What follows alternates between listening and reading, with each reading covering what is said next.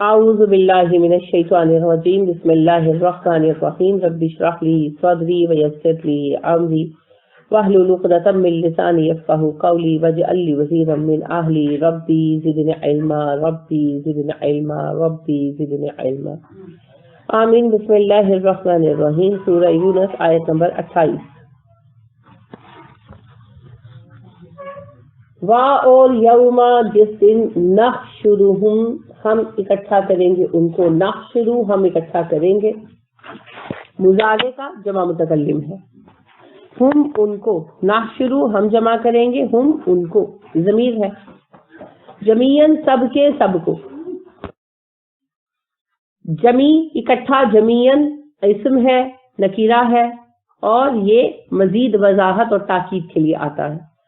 یعنی نکیرہ کی یہ فارم جو ہے جمیعاً کہیں سمیعاً بصیراً یہ مزید تاکید کے لیے آخر میں آتا ہے بیان کے. یوم نحشرہم جب ہم جمع کریں گے ان کو. جمیعاً سب کو وضاحت کے لیے آیا. سب کو اکٹھا کرے. کوئی ایک بندہ بھی اسپیئر نہیں ہوگا. کوئی بھی اسپیئر نہیں ہوگا. اس گنتی سے کوئی بھی چھوٹ نہیں سکتا. ثم پھر نقولو ہم کہیں گے. یہ بھی مضارع کا جمع متکلم ہے. نقولو ہم کہیں گے للذین ان لوگوں سے اشرکوا جنہوں نے شرک کیا. شین رے کاف سے ہے. مکانکم اپنی جگہ رکو. انتم تم وا اور شرکاؤکم تمہارے بنائے ہوئے شریک. شرکاؤ شریک کی جمع ہے اور کم تمہارے. شرکاؤکم تمہارے بنائے ہوئے شریک. اب رک جاؤ, ٹھہر جاؤ, کھڑے ہو جاؤ تم بھی اور تمہارے شریک بھی. یعنی اب اپنے اپنے کٹہرے میں آ جاؤ کیس کی سنوائی کے لیے. فَزَيَّلْنَا تو ہم تفریق ڈال دیں گے. زے یہ لام. زیل ہوتا ہے واضح کر دینا, کھول کر الگ الگ کر دینا, پہچان کرا دینا. ٹھیک ہے, تو ایک دوسرے پر واضح کر دینا.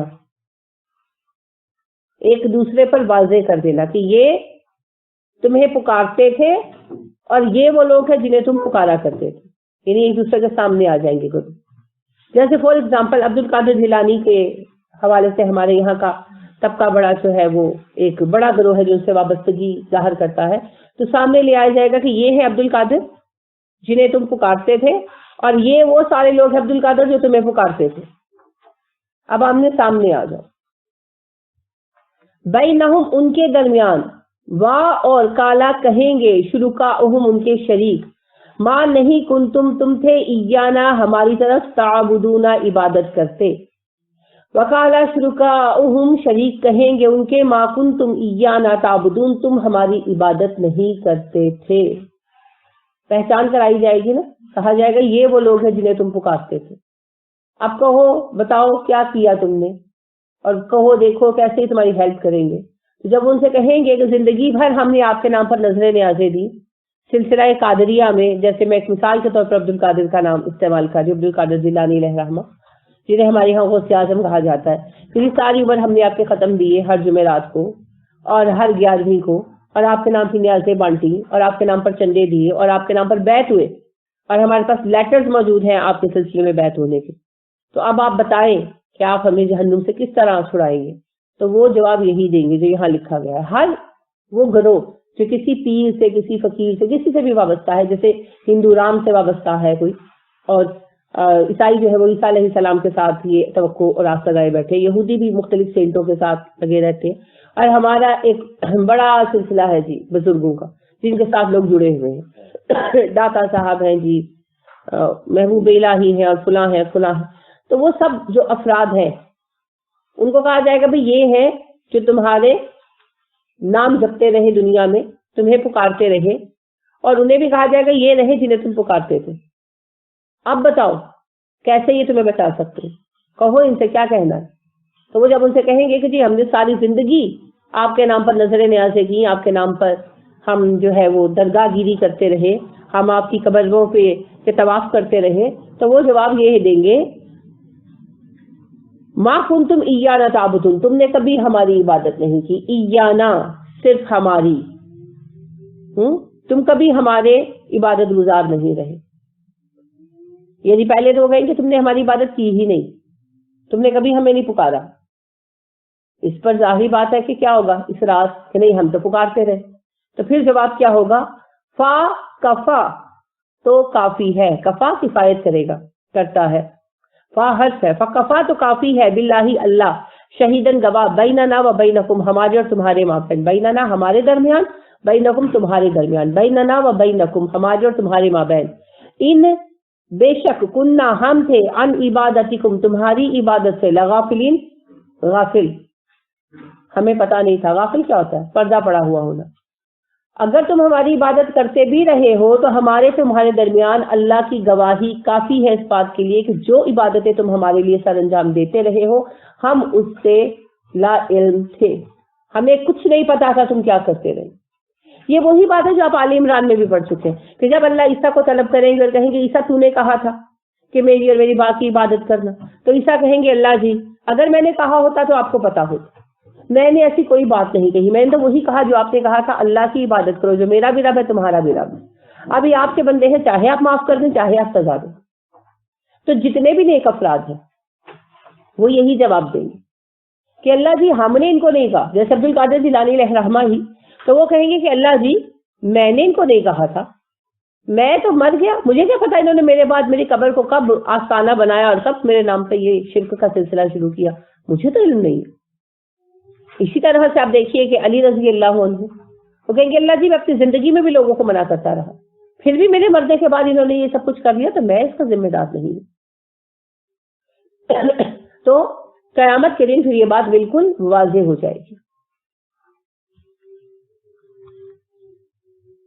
ہنالکا اسی جگہ, تبلو آزمائش میں پڑ جائے گا, کلو نفس ہر شخص, ماں جو اسلفت اس نے پہلے کیا, سین لام سے اسلفت جو پہلے کیا, وہ ردو وہ لوٹائے جائیں گے, اللہ اللہ کی طرف, مولاہم جو ان کا مالک ہے, الحق سچا, وَضَلَّ گم ہو جائے گا, انہم ان سے, ماں جو کانو تھے وہ یفترون گھڑتے تھے, تیرے فترہ گھڑنا, تراشنا, افطرا اسی سے کہتے ہیں جھوٹ گڑنا, ایسی گھڑائی جس کی حقیقت نہ ہو. ایک فے توئے رے ہوتا ہے, فترہ اس کا مطلب بھی بنانا وغیرہ ہوتا ہے, لیکن وہ ہے اصل چیز کو بنانا جس کی حقیقت ہو, اسی لیے انسان کی تباہ کو فطرت کہتے ہیں.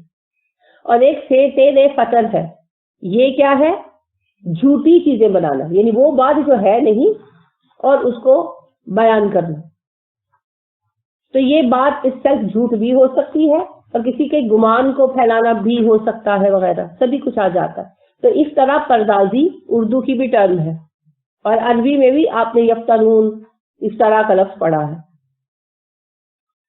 اللہ فرماتے ہیں ہنالک تبلو کل نفس ما اسلفت, اسی وقت اسی جگہ ہر شخص اپنے اعمال کی وجہ سے آزمائش پہ پڑ جائے. یعنی جو پیروکار تھے, جو پکارنے والے تھے, ہنس گئے نا, جن کے نام لیوا تھے وہی کہہ رہے ہیں ہمارا تو رابطہ ان کا کوئی نہیں تھا, ہمارا تو کوئی رابطہ نہیں تھا اللہ کریم.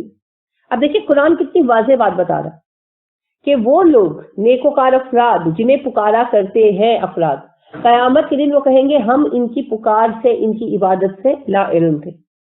اس قرآن کو پڑھنے اور ماننے کے بعد بھی ہم یہ مانتے ہیں کہ غوث اعظم عبد القادر جیلانی اپنے ہر مرید کی پکار کا جواب دینے کے لیے فزیکلی آتے ہیں.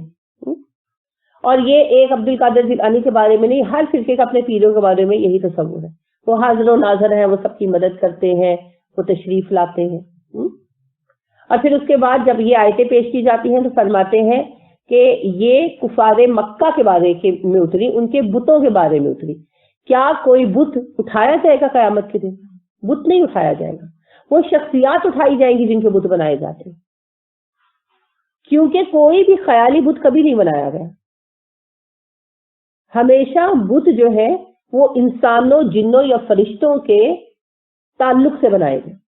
جو آپ بڑے ہیبت ناک بت دیکھتے ہیں نا کہ خوفناک ہیں, ڈراؤنے ہیں, غیر انسانی ہیں, کعبے میں بھی تھے ایسے بت, وہ جنوں کے ساتھ جڑے ہوئے تھے. جن پرستی بھی تو ساتھ ساتھ ہوتی ہے, جہاں شرک ہوتا ہے پھر اس میں ہر چیز ہی پوجی جاتی ہے. جیسے آپ ہندوؤں کو دیکھیں, انہوں نے جب پوجنا شروع کیا, شرک شروع کیا, تو پھر ہر چیز ہی پوچھ چھوڑی، کیا درخت تو کیا دریا تو کیا جانور تو کیا سمندر، ہر ایک چیز کو ہی پوچھ چھوڑا۔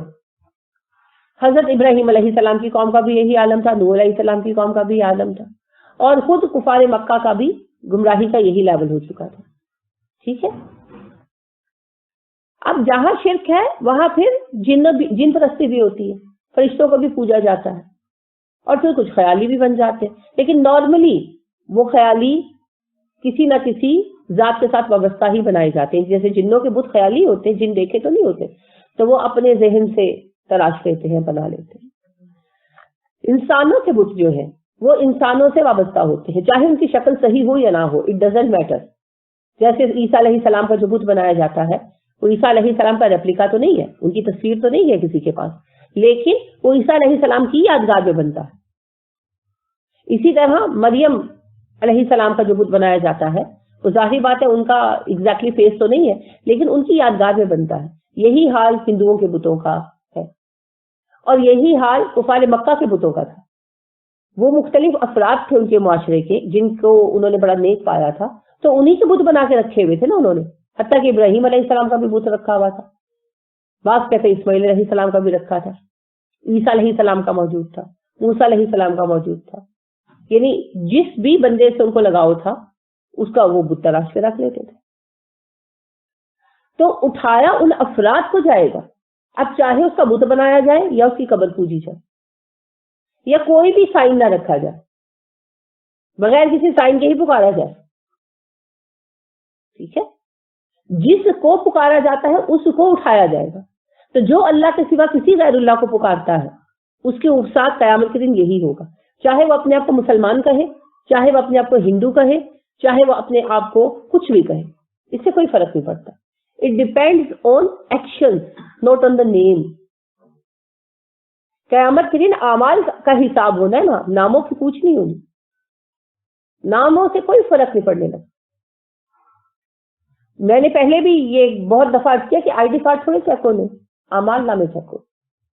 تو جو کسی کے دامن سے وابستہ ہے دنیا میں، ان سب کو اس مرحلے سے گزرنا ہوگا۔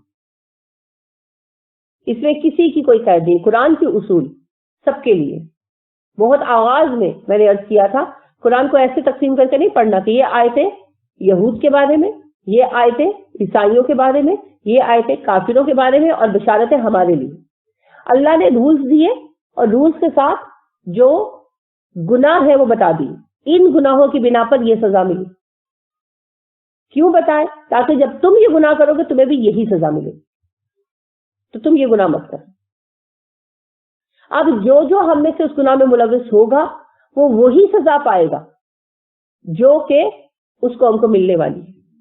یہی نبی صلی اللہ علیہ وسلم نے فرمایا کہ جو جس قوم کے جیسا فعل کرے گا وہ قیامت کے دن اسی میں اٹھایا جائے گا۔ تو لواطت کا فعل کرنے والے قوم لوط میں اٹھائے جائیں گے، مسلمانوں میں نہیں اٹھائے جائیں گے۔ ٹھیک ہے، تو جو جیسا فعل کرے گا وہ اسی کے ساتھ اٹھایا جائے گا۔ تو ہم اگر قرآن کو بھلا کر شرک کریں گے تو مشرکین میں ہی اٹھائے جائیں گے، اس میں کوئی رعایت نہیں۔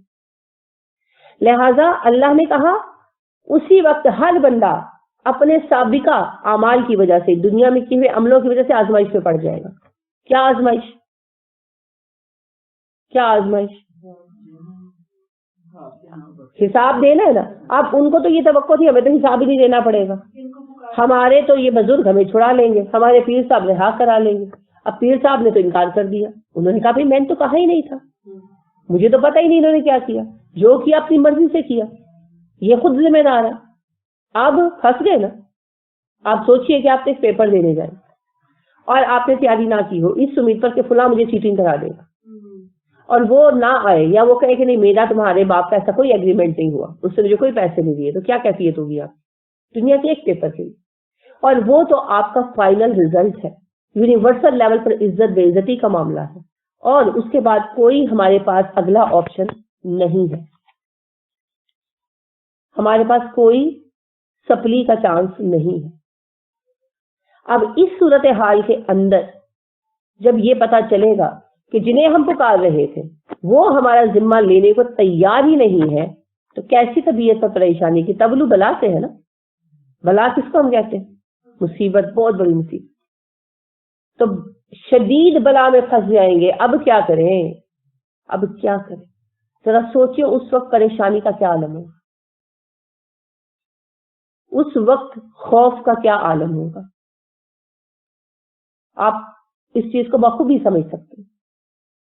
آپ کرنسی لے کر جیب میں ڈال کر شاپنگ کرنے گئے، ساری شاپنگ کر لی، جب آپ نے پیمنٹ کی پتا چلا نوٹ جعلی ہے، کیا کیفیت ہوتی ہے اس وقت؟ شرمندگی، خوف، ڈر. یہ پریشانی پیمنٹ کہاں سے ہوگی؟ کتنی ساری پریشانیاں یک لخت گھیر لیتی ہیں. حالانکہ یہ دنیا کا معاملہ ہے، کوئی آپ کی ضمانت دے دے گا، آپ کے اپنے موجود ہیں، پتا چل جائے گا کس نے جعلی نوٹ دیے، سو رستے نکل سکتے ہیں. مگر آپ سوچیے، اس بات کو ذہن میں لائیں کہ آپ کیش کاؤنٹر پر نوٹ دیں، وہ جعلی نکلے، تو آپ اس وقت خوف اور شرمندگی سے کیا حالت ہوگی نا. مجھے ایک دفعہ ایسا تجربہ ہوا کہ پیسوں میں ایک نوٹ 500 کا جعلی تھا، اور میں ہمیشہ اسی اسٹور سے گروسری کرتی ہوں. تو اس سے مجھے کہا کہ یہ ایک نوٹ نا جعلی ہے. تو مجھے اتنی شرمندگی ہوئی، حالانکہ باقی سارے ٹھیک تھے، وہ ایک ہی جعلی تھا. تو میں نے ان سے کہا کہ بیٹے مجھے نہیں پتا تھا. تو اس نے مجھے بار بار کہا، یعنی کہ میں نے یہ بات اسے ایک سے زیادہ بار کہی نا، کیونکہ مجھے شرمندگی بہت ہو رہی تھی کہ وہ کیا سوچے گا کہ یہ نوٹوں میں ایک نوٹ جعلی ملا کے چلا رہی. تو اس نے مجھے کہا کہ آپ تو ہر مہینے ہم سے لیتی ہیں، میں آپ کو شک نہیں کر رہا، میں تو صرف آپ کو بتا رہا ہوں. تو میں گھر آ کے اپنے میاں پہ بگڑی کہ آپ نے یہ جعلی نوٹ مجھے پکڑا دیا. تو مجھے کوئی دیکھ کر تمہیں جعلی دیا تھا، مجھے کیا پتا. یعنی وہی بات ہے کہ وہ ایک نوٹ کہیں نوٹوں میں کہیں سے آ گیا، دینے والے کو بھی نہیں پتا ہوگا.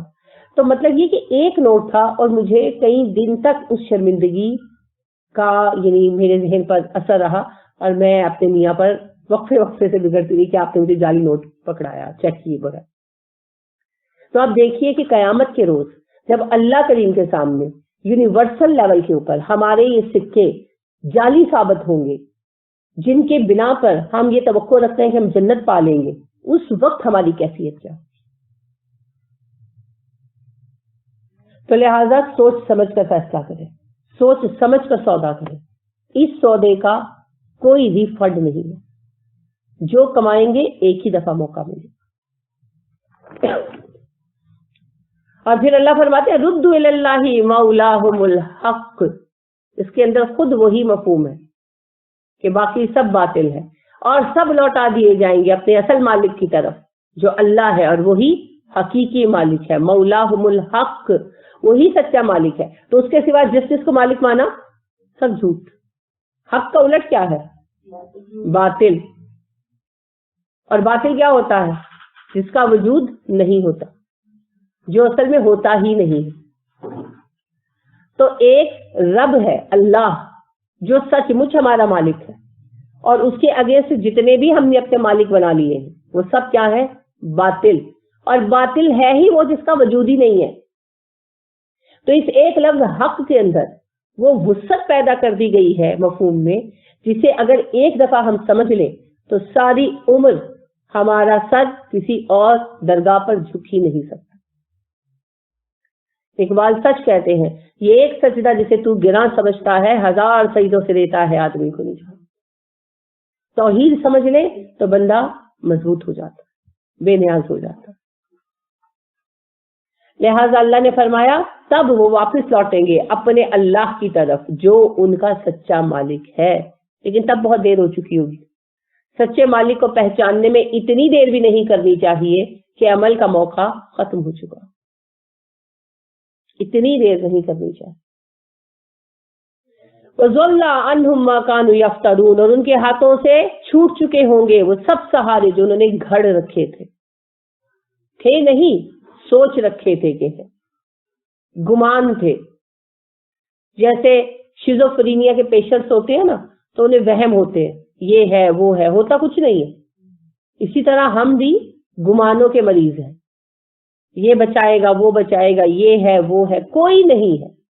اس کائنات میں اللہ کے سوا کوئی نہیں ہے.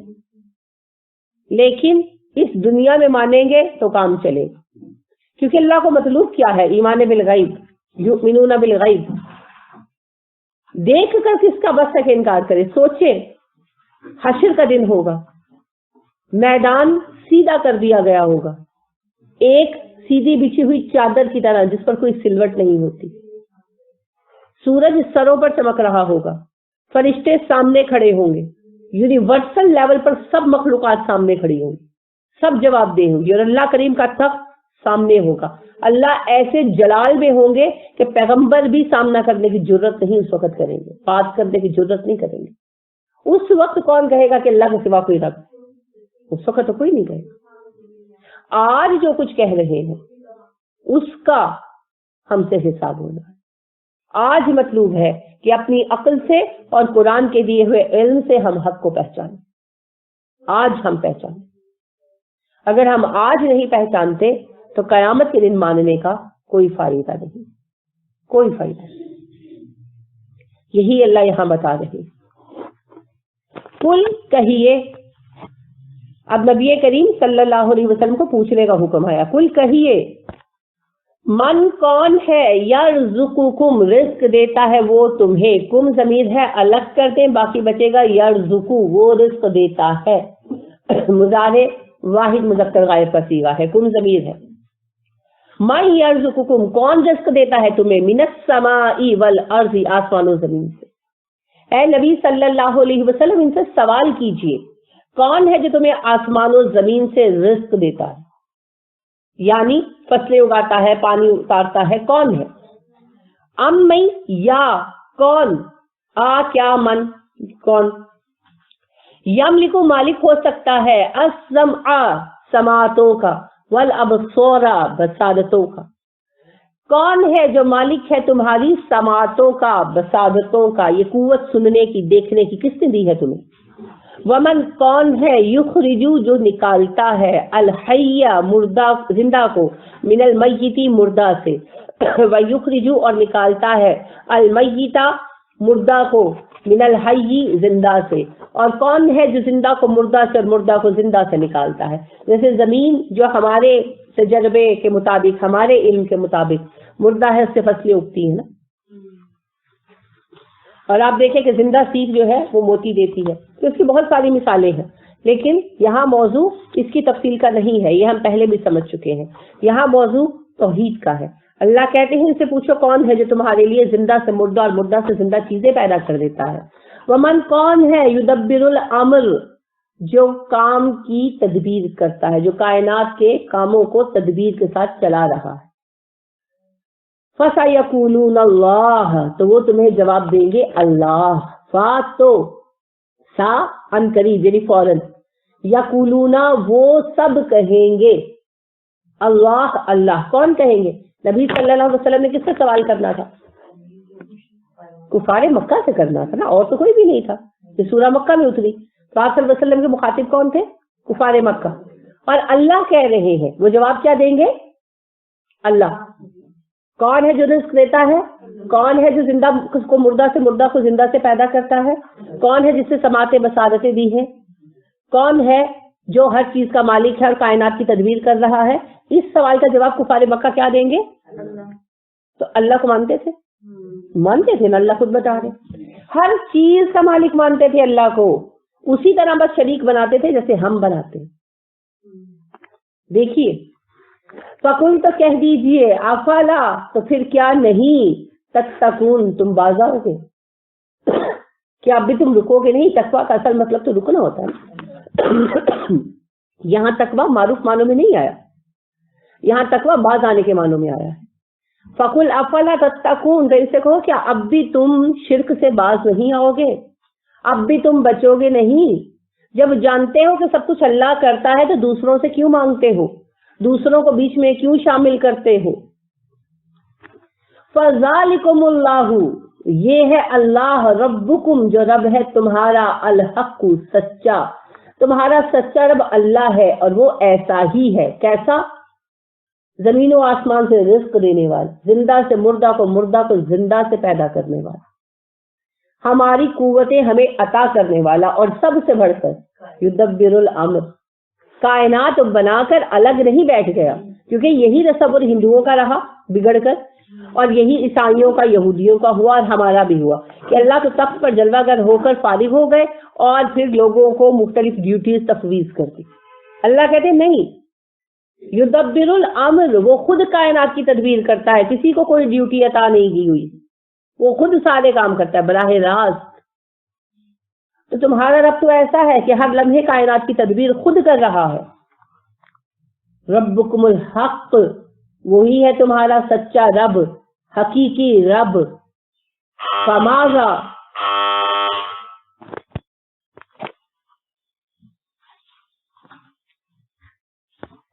فماذا تو کیا کچھ بعد رہے گا، الحق کی حق کے، الا الضلال گمراہی کے. حق کا الٹ آ گیا ضلال.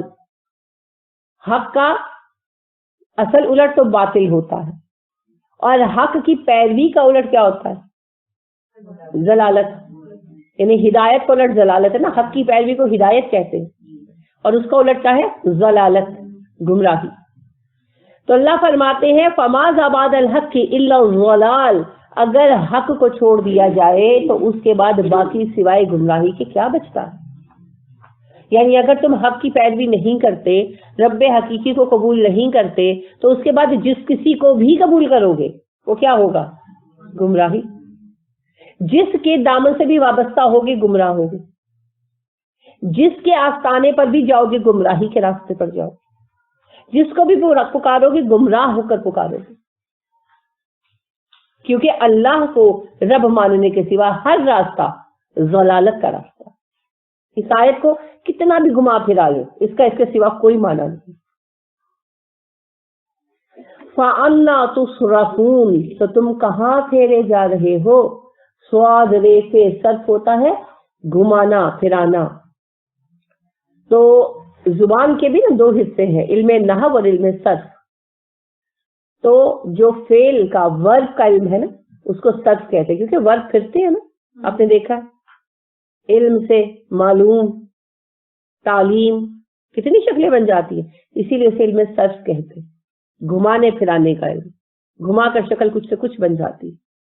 چکر کو کہتے ہیں صرف زر، زر کا چکر. تو تم کدھر چکر دیے جا رہے ہو، خود نہیں کھا رہے. تصرفون، تم چکر دیے جا رہے ہو. کیونکہ مخاطب کون ہے؟ الناس، عوام. اور عوام کو بھٹکانے والے ہمیشہ چند سرکردہ لوگ ہوتے. اب یہاں پر ایک بڑا خوبصورت پیرایا استعمال یہ کیا گیا، کسی کا نام نہیں لیا گیا، کیونکہ براہ راست کسی پر چوٹ کی جاتی ہے تو لوگ اوفینڈیڈ ہو جاتے ہیں، چڑ جاتے ہیں. تو خود ان کے سامنے بات رکھ کر چھوڑ دی گئی کہ خود سوچو تم کدھر پھرائے جا رہے ہو، کون ہیں جو تمہیں چکر دے رہے، تمہیں دھوکہ دے رہے، اپنی عقل سے بھی تو ذرا سوچو. تو یہاں ہمیں تبلیغ کا بھی ایک طریقہ بتا دیا گیا کہ دلیل سامنے رکھ کر انہیں یہ کہیں کہ سوچیں کہ آپ کو دھوکہ تو نہیں دیا جا رہا. براہ راست ان کے پیروں پر مت اٹیک کریں، کیونکہ وہ ان کے بارے میں بہت سینسٹیو ہوتے ہیں. تو پھر وہ اتنا چڑھ جاتے ہیں کہ وہ بات سننا گوارا نہیں کرتے. تو ہمیں تو بات سنانی ہے، تو ہمیں انہیں چڑھانا نہیں ہے. یہاں یہ ایک حکمت تبلیغ بھی سکھا دی گئی. اللہ وضاحت سے بھی کہہ سکتے تھے کہ یہ تمہیں قریش کدھر گھما رہے ہیں، اب اس میں قریش بھی اور چڑھ جاتے، لیکن اللہ کریم نے بات کو صیغہ غیب میں بیان کر دیا. سمجھ تو سب کو آ رہی ہے. تو اب یہاں بنیادی بات یاد رکھیں، افراد ہمیشہ چند لوگوں کی پیروی کرتے اور وہ چند لوگ انہیں جہاں چاہے لے کر جا سکتے، اور ان میں سب سے اہم ہے علماء. اسی لیے علماء کی ذمہ داری بہت بڑی ہے، اسی لیے بہت زیادہ ان پر اللہ رب کریم نے چیک اینڈ بیلنس رکھا ہے. تو علماء کو چاہیے کہ ہمیشہ سچ کہیں، کسی صورت میں کمپرومائز نہ کریں سچائی، یہ ضروری ہے. کذالک، اسی طرح حقت ثابت ہو گئی، حق ہو گئی، کلمۃ بات ربک، تیرے رب کی، علی الذین، ان لوگوں پر، فسقوا، جنہوں نے نافرمانی کی، انہم، کہ بے شک وہ، لا یؤمنون، ایمان نہیں لائیں گے، نہیں مانیں گے. اس طرح تیرے رب کی یہ بات ثابت ہو گئی نافرمانوں پر کہ وہ کبھی نہیں مانیں گے. کیا مطلب ہے اس بات کا؟ اللہ کہتے ہیں اتنی واضح دلیل دے کر سب میں نے بات بتا دی. خالی اتنا ہی اگر آپ حصہ قرآن کا پڑھتے یا سنتے یا سمجھتے ہیں تو بات واضح ہوتی، توحید واضح ہوتی. اللہ کہتے ہیں اس کے بعد بھی جو لوگ نہیں مان رہے انہوں نے ماننا ہی نہیں. یہ نہیں کہ انہیں سمجھ نہیں آ رہی، سب سمجھ آ گئی ہے، بات کھل گئی ہے، لیکن انہوں نے نہیں ماننا. کیوں؟ وہ اپنی مرضی سے نافرمانی کر رہے ہیں, ان کے اپنے ویسٹڈ انٹرسٹ ہے. یا تو وہ ایک آزاد زندگی جینا چاہتے ہیں, کیونکہ مذہب تو پابندی کا نام ہے. آپ کو نماز کے لیے اٹھنا ہے, آپ کو پردہ کرنا ہے, مرد ہے تو اسے داڑھی رکھنا ہے, اخلاق اپنانا ہے, سچ بولنا ہے, ایمانداری کرنا ہے, حلال پیسہ کمانا ہے. یعنی ہر ایک کام جو ہے وہ درست طریقے پر کرنا ہے, اپنی پوری زندگی کو اسلام کے ماتحت لانا, اپنی شادی, اپنے گھر کی اموات, گھر کی پیدائشیں, ہر چیز کو اسلام کے ماتحت لانا. تو یہ مشکل عمل ہے. اس کے برعکس ایک دوسرا اسلام پیش کیا جا رہا ہے, مسلمان ہو جاؤ, نام مسلمان والا رکھ لو, 11ویں کا ختم دلا لو, اور ماہانہ جو ہے وہ چندہ دے دو, تو بس عیش کرو, تمہیں قیامت کے دن بخشوا لیا جائے گا, جو چاہے کرو. اب یہ تو مزیدار کام ہے. نہ خدا چھوٹا اور نہ وسائل سلم, سب کچھ مل گیا, دنیا بھی مل گئی اور دین بھی مل گیا. اب اس سلسلے میں اکثر لوگ جو ہے اپنی خواہش کی وجہ سے بات سمجھنا پسند نہیں کرتے, اور اس کے سوا ایک اور اہم سبب ہے آبا پرستی. یہ ماننا پڑتا ہے کہ ہمارے باپ دادا غلط ہے, کیونکہ اکثر لوگ جن سلسلوں میں بیت ہوتے ہیں ان کے باپ دادے پردادے اسی سلسلے میں بیت ہوتے ہیں, تو انہیں یہ بات ماننا بہت مشکل لگتا ہے کہ ہمارے باپ دادا غلط راستے پر تھے. سلسلہ وہ نہ بھی ہو تو چلو پیری مریدی اور آستانہ گیری کے چکروں میں تو ہوتے ہی ہے نا, تو وہ یہ بات ماننا نہیں چاہتے کہ ہمارے باپ دادا غلط طریقے پر تھے. تو آبا پرستی ایک اور اس کی شکل ہے. پھر تعصب بھی ہوتا ہے. تعصب کی وجہ سے لوگ اسلام کو صحیح باتوں میں قبول کرنے کو تیار نہیں ہوتے, ان باتوں کو سمجھنے کو تیار نہیں ہوتے. تو یہی اللہ فرما رہے ہیں اس آیت میں کہ اس بیان کے بعد سب پر حقیقت واضح ہو چکی ہے, لیکن جنہوں نے بات کو قبول نہیں کرنا وہ اپنی مرضی سے نافرمانی کو اپنائے ہوئے ہیں. اس طرح تیرے رب کی یہ بات ثابت ہو گئی کہ جو فاسق ہے وہ کبھی بات کو نہیں مانیں گے, ہدایت قبول نہیں کریں گے. یہ بات ثابت ہو گئی. اب آپ دیکھیے کہ ہمیں دیکھنا ہے کہ ہم فاسق ہیں یا بات ماننے والے ہیں.